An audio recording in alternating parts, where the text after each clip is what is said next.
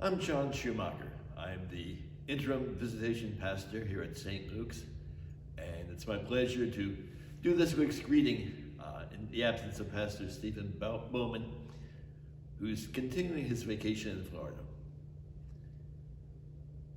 One of my favorite memories from my first parish actually is set in the Roman Catholic Church in town. Every year, I would walk down the hill to St. Andrew's for the 9 o'clock Mass on Ash Wednesday. That was the school Mass. And Father Jim would always say that Mass. He did such a great job. He got the kids involved in stripping the altar and redressing the altar in purple and talking to the kids about the transition the church made, moving from the season of Epiphany into Ash Wednesday and the season of Lent. And we come again now into that season of transition. We've had times of celebration that go back really to the Nativity of our Lord, to December 25th, and then to the Epiphany of our Lord, January 6th, celebrated in many cultures as Three Kings Day. And my good friend who grew up in Puerto Rico told me that Three Kings was always more important than Christmas because the kids in Puerto Rico knew that there wasn't a guy in a fur coat and with reindeer who was going to bring the gifts. It was the three kings who would bring the gifts, just as they brought the gifts to the Christ child. So that's the day they look forward to. But then we move beyond the Epiphany to the Sundays following. And even those Sundays are times of excitement. It's a beginning for Jesus' ministry. His baptism and calling his disciples, and then his first miracles.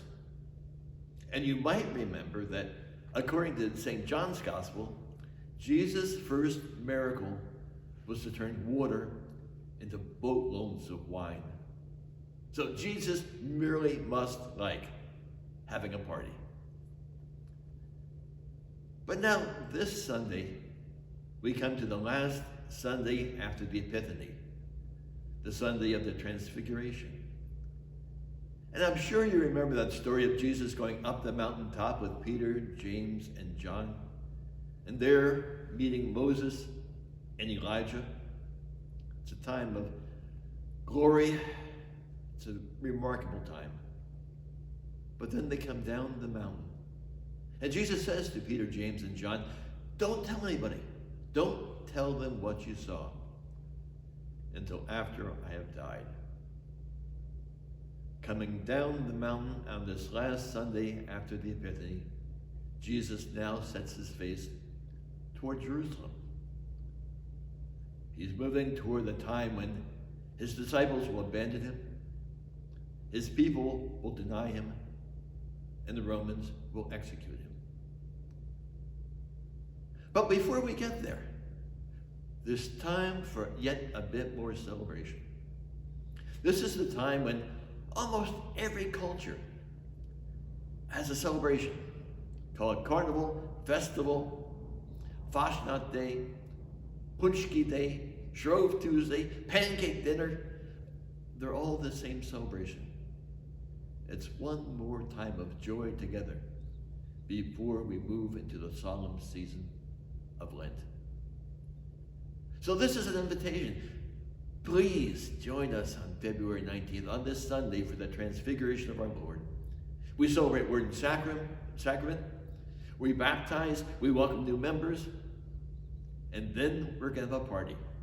We're going to celebrate Mardi Gras with food and music, and of course, with the beads.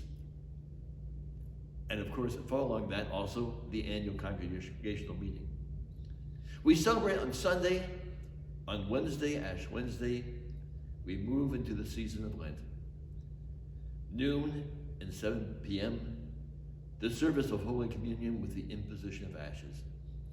And we turn toward Jerusalem to make that journey with our Lord.